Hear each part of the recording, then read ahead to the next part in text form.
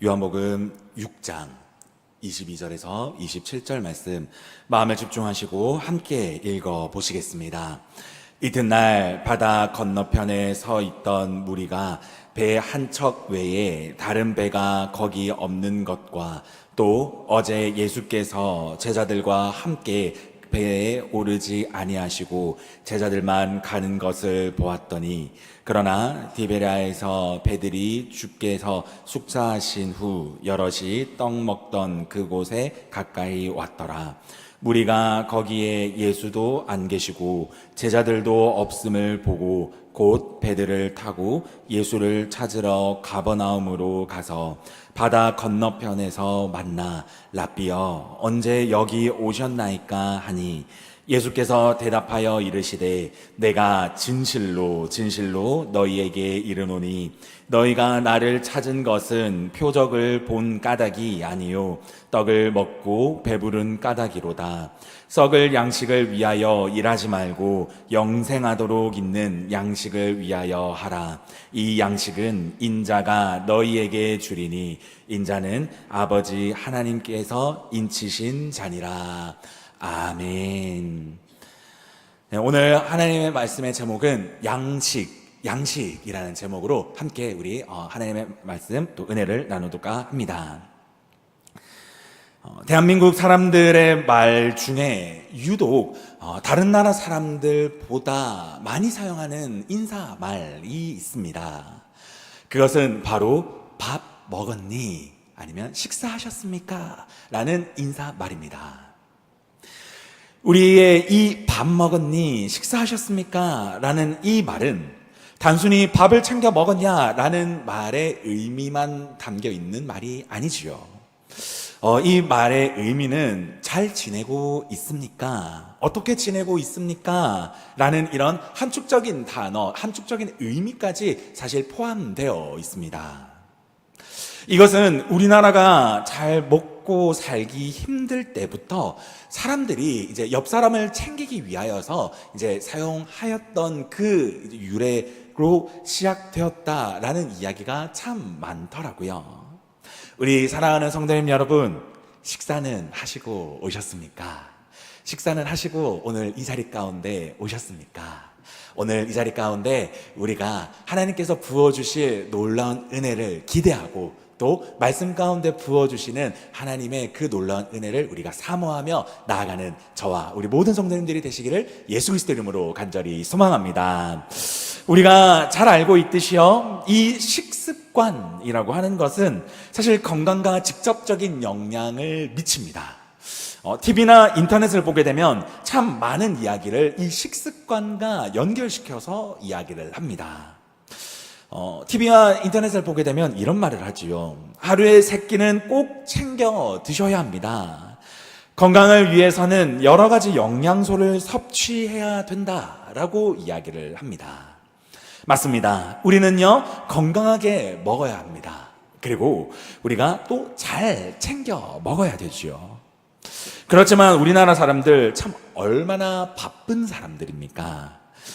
기본적으로 우리나라 사람들 식습관을 살펴보게 되면 기본적으로 한 끼는 거르고 시작을 합니다.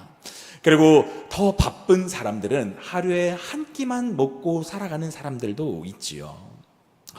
그렇기 때문에 참 이 3끼를 챙겨 먹는 거 참 쉽지 않습니다.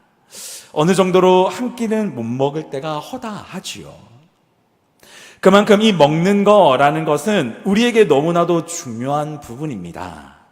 그리고 오늘 이 본문에 나오는 많은 무리들도 사실 좀 동일한 생각으로 예수님 앞에 나오는 모습을 오늘 본문을 통해서 우리가 볼 수 있는데, 오늘 우리가 이 말씀을 통하여서, 오늘 이 본문을 통하여서요, 예수님께서 우리들에게 주시는 이 말씀, 그리고 주님께서 우리들에게 너무나도 귀한 질문을 던지시고 계십니다.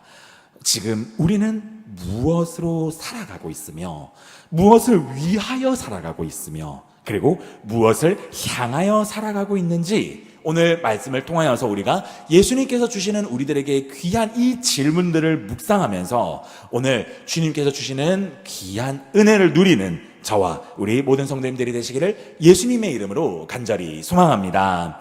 말씀 가운데 들어가 보도록 하겠습니다. 오늘 본문 앞에 보게 되면, 우리가 오늘 본문을 읽었지만요, 본문 앞에 많은 일들이 있었습니다. 예수님과 제자들이 참 많은 사역들을 하였고요, 그리고 예수님께서 많은 기적들을 행하였습니다. 예수님께서 우리가 너무 잘 알고 있듯이 보리떡 5개와 물고기 2마리로 5,000명을 먹이신 오병이어의 기적이 오늘 본문 앞에 있었습니다. 그 기적으로 인하여서 배가 고팠던 많은 자들이 배 불리 먹고도 12광주리가 남았다라고 이 본문 성경 말씀은 우리들에게 이야기를 하고 있습니다. 그런데 이 12광주리만 남았고 끝이라고 이야기를 하지 않고, 이 기적으로 인하여서 배가 고팠던 자들은 배가 부르게 되고, 그 배가 불렀던 자들에게 있어서 예수님을 우리 이스라엘의 왕으로 삼자, 이스라엘의 왕으로 삼아서 우리가 이 이스라엘의 왕을 삼아 이스라엘이 더욱더 잘 살았으면 좋겠다라는 이야기가 나오게 됩니다. 그런 분위기로 점점 가고 있던 그 분위기를 예수님께서는 금방 알아채시고, 그 이야기가 들리자마자 예수님께서는 그 장소를 떠났다라고 이제 성경 말씀은 이야기를 하고 있습니다. 그리고 그 장소를 떠나서 기도하시러 산에 올라갔다라고 이야기합니다. 그리고요, 예수님께서는 그 산에 올라가셔서 기도를 하러 가실 때에 제자들은요, 그날 저녁에 배를 타고 물고기를 잡으러 가게 됩니다. 그런데 그 물고기를 잡으러 갈 때 무엇을 만나게 됩니까? 바로 폭풍우를 만나게 되죠. 이 폭풍우를 만나고 나면서 그들이 죽기 직전까지 갔던 그 상황 가운데 누구를 만나게 됩니까? 물 위를 걷고 계시던 예수님을 그들이 만나게 됩니다. 그 일이 일어난 그 상황, 그 다음 날이 바로 오늘 본문의 배경입니다. 22절에서 25절 말씀입니다. 이튿날 바다 건너편에 서 있던 무리가 배 한 척 외에 다른 배가 거기 없는 것과 또 어제 예수께서 제자들과 함께 그 배에 오르지 아니하시고 제자들만 가는 것을 보았더니, 그러나 티베라에서 배들이 주께서 축사하신 후 여럿이 떡 먹던 그곳에 가까이 왔더라. 무리가 거기에 예수도 안 계시고 제자들도 없음을 보고 또 배들을 타고 예수를 찾으러 가버나움까지 가서 바다 건너편에서 만나 랍비여 언제 여기 오셨나이까 하니, 당시에 오병이어의 기적의 그 감동을 가지고 있었던 많은 무리가 오늘 이 본문에 등장을 합니다.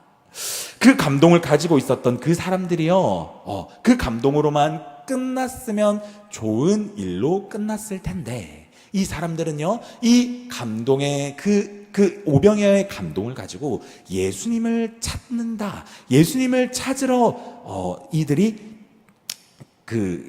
제자들과 예수님이 있었던 그 장소로 모이게 됩니다.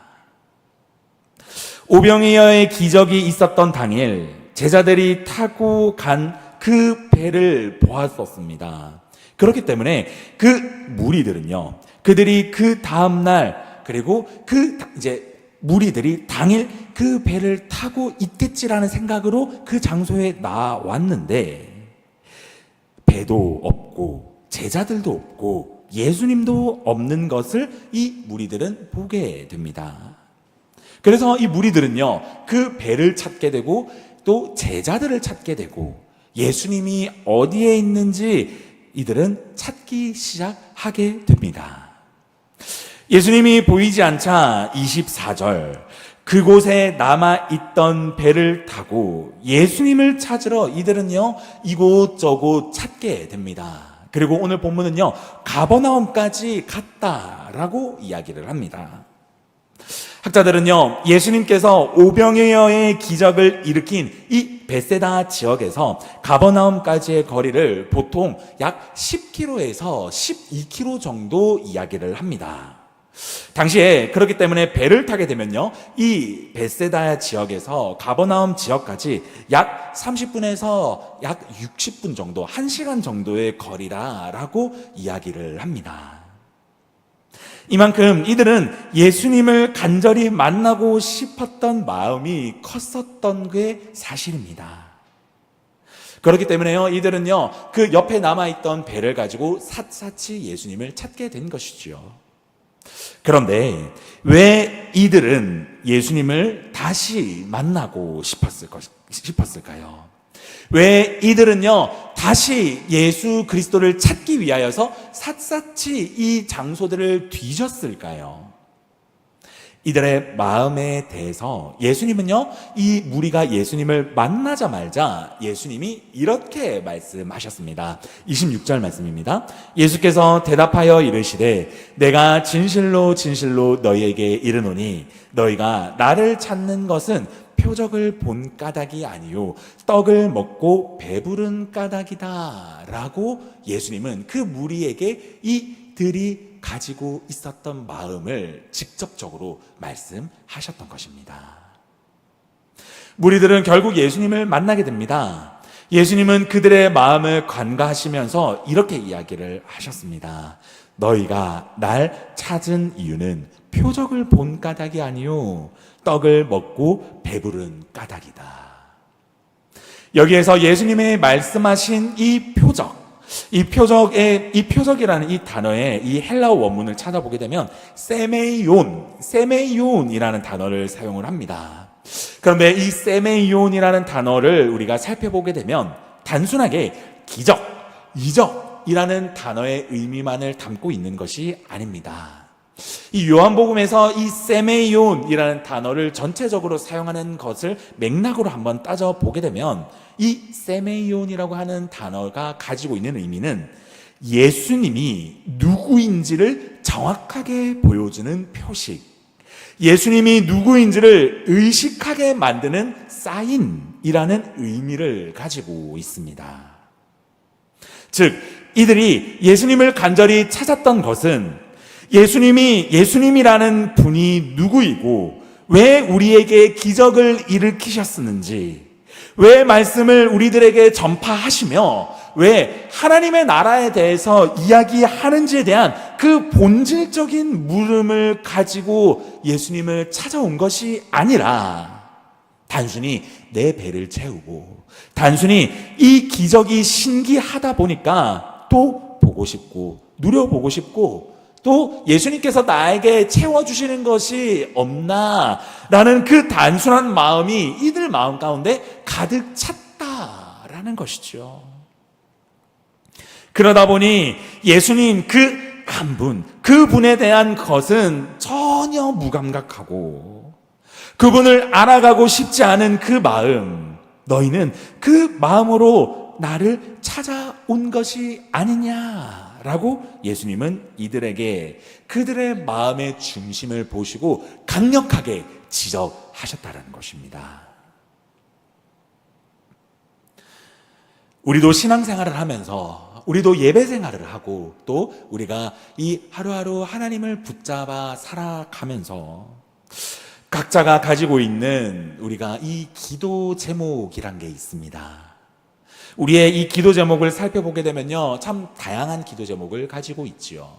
건강, 자녀의 성공, 아니면 나의 성공, 아니면 내가 하루하루 살아가면서 나의 삶에서 더욱더 잘 살아가기 위한 그런 기도 제목들. 우리들에게 이런 기도 제목들이 하나씩 있을 것입니다. 이 기도 제목들이 나쁘다라고 이야기를 하는 것이 아닙니다. 우리가 이 기도 제목을 위하여서 기도할 때에, 우리가 이 기도 제목들을 위하여서 간절히 기도할 때에 우리가 이 기도하는 마음을 돌아볼 때 혹시 단순히 우리가 이 문제 해결만을 위한 기도를 하고 있지는 않은지 우리가 오늘 한번 돌아보아야 한다는 것입니다.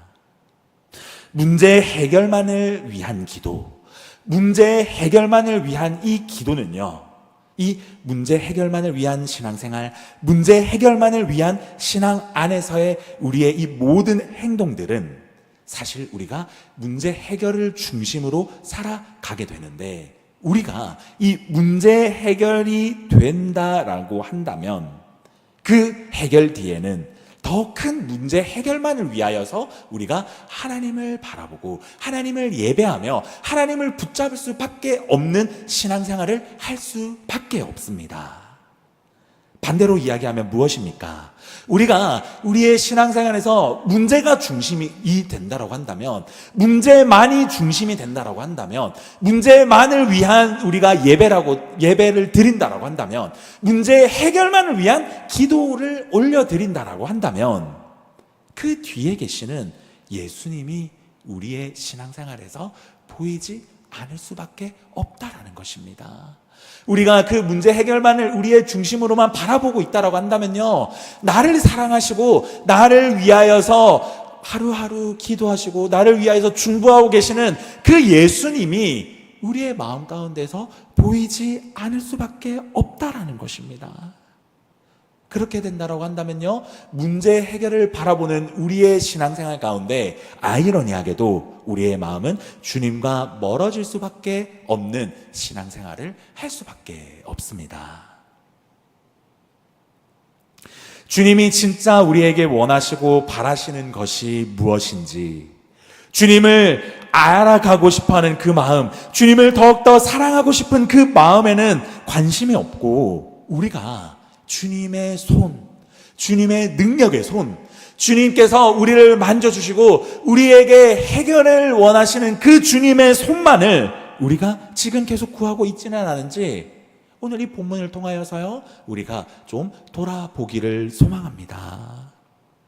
그렇기에요, 주님은요, 나를 찾는 이유가, 나를 구하는 이유가, 나를 예배하는 이유가 단순히 문제 해결만을 위해 나를 찾는 것이 아니니, 나를 구하는 이유가 단순히 문제 해결만을 위하여서 나를 구하고 기도하며 예배하고 있는 것이 아니니, 너는 나에 대해서 관심이 있느냐라고 오늘 말씀을 통하여서 우리들에게 말씀하시고 계십니다.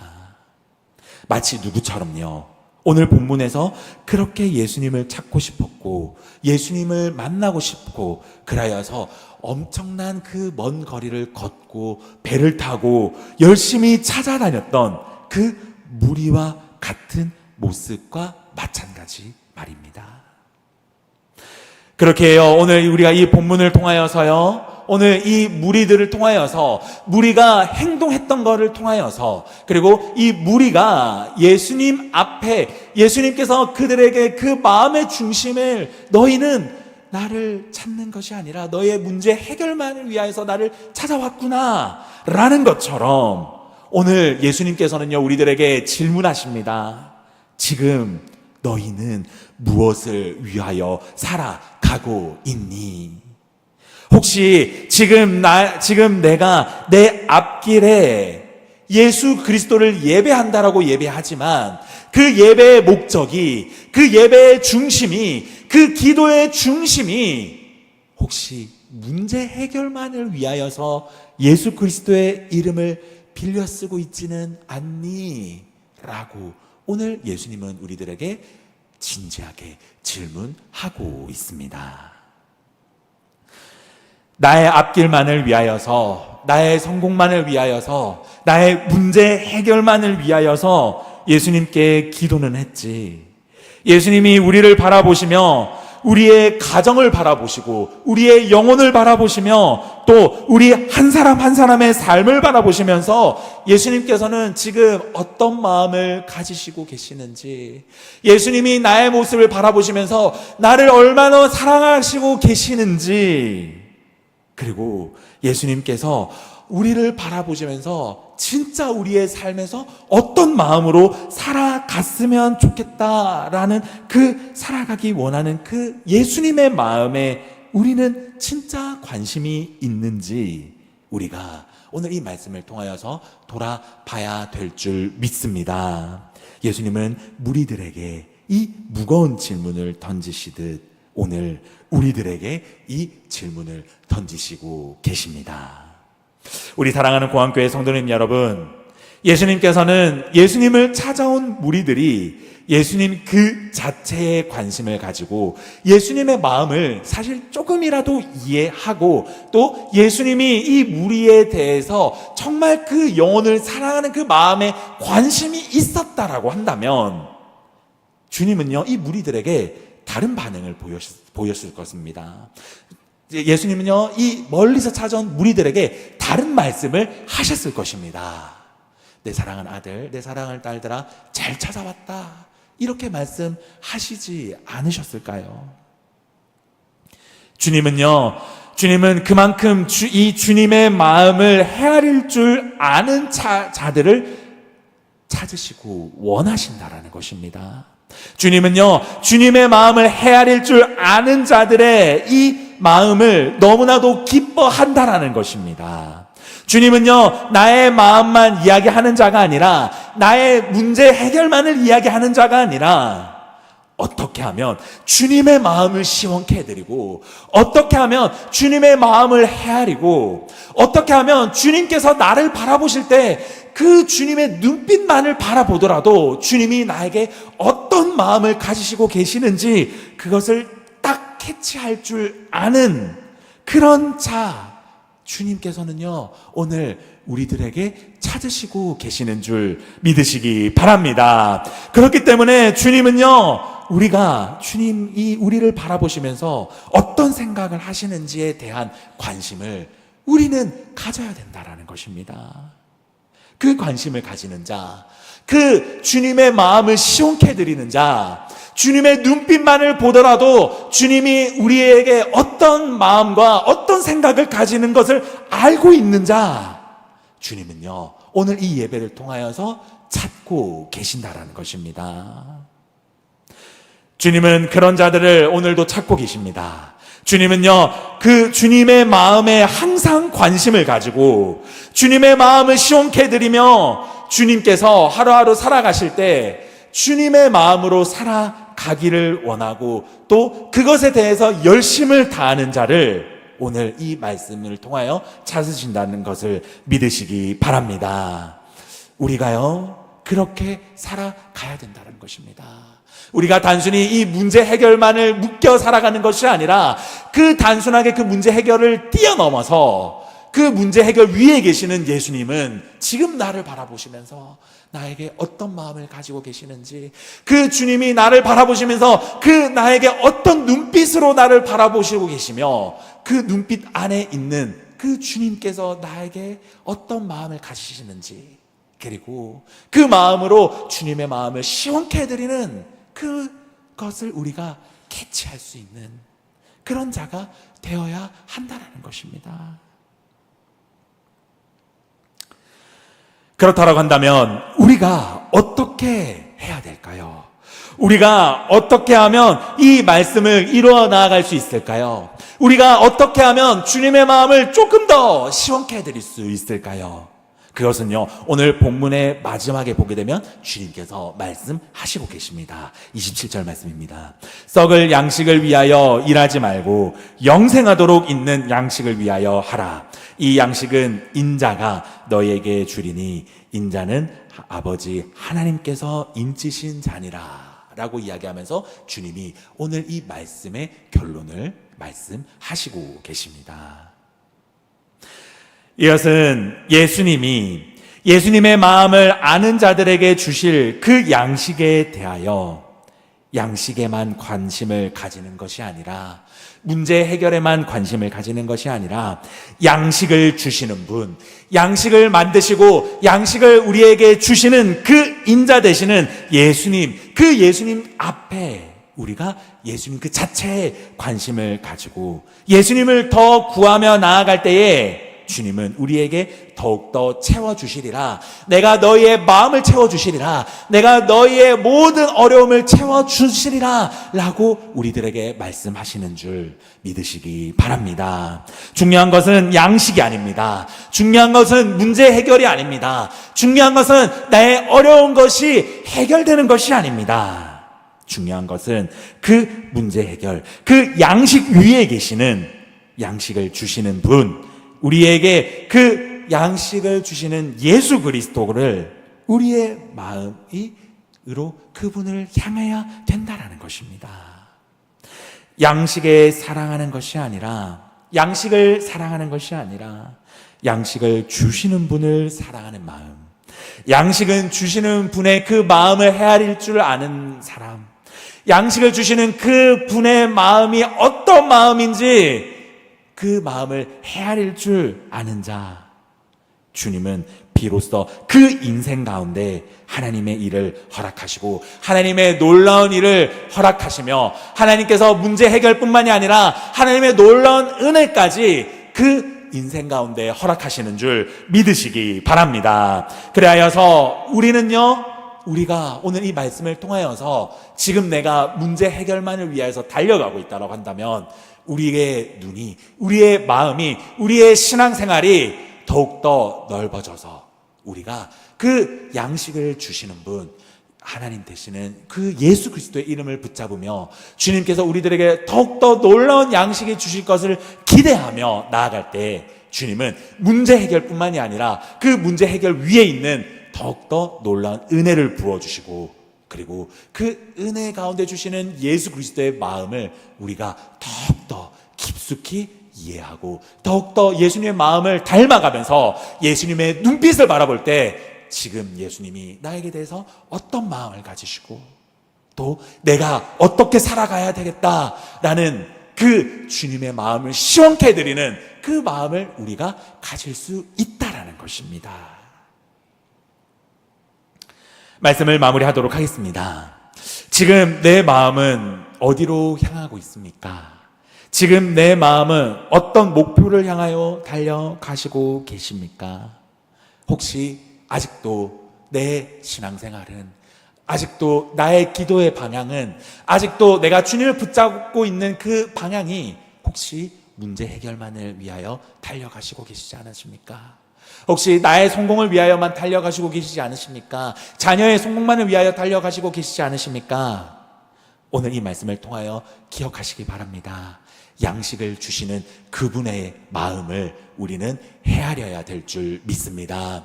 양식을 주시는 그 예수 그리스도가 지금 우리를 바라볼 때 어떤 마음을 가지시고 계시며 그분의 마음을 우리가 어떻게 하면 시원케 해드릴까라는 그 마음을 우리가 가질 때에 주님은요, 우리의 기도에 응답의 은혜를 주신 줄 믿으시기 바랍니다. 그렇기 때문에 양식을 사랑하는 것이 아니라 양식을 주시는 분의 마음을 향하여 오늘 우리가 달려가야 될 줄 믿습니다. 주님은 그런 자들을 통하여 주님의 마음을 더 보여주시고요, 주님이 진짜 기뻐하시고 마음을 시원케 드리는 자를 통하여 주님은 주님의 일을 행하실 줄 믿으시기 바랍니다. 우리가 오늘 이 말씀을 꼭 기억하여서요, 남은 일주일간 우리의 삶에서, 우리의 예배의 자리에서, 우리의 기도의 자리에서 더욱더 주님의 마음을 이해하고 더욱더 주님의 마음을 닮아가며 주님의 마음을 시원케 해드릴 수 있는 저와 우리 모든 성도님들이 되시기를 예수 그리스도 이름으로 간절히 소망합니다. 아멘.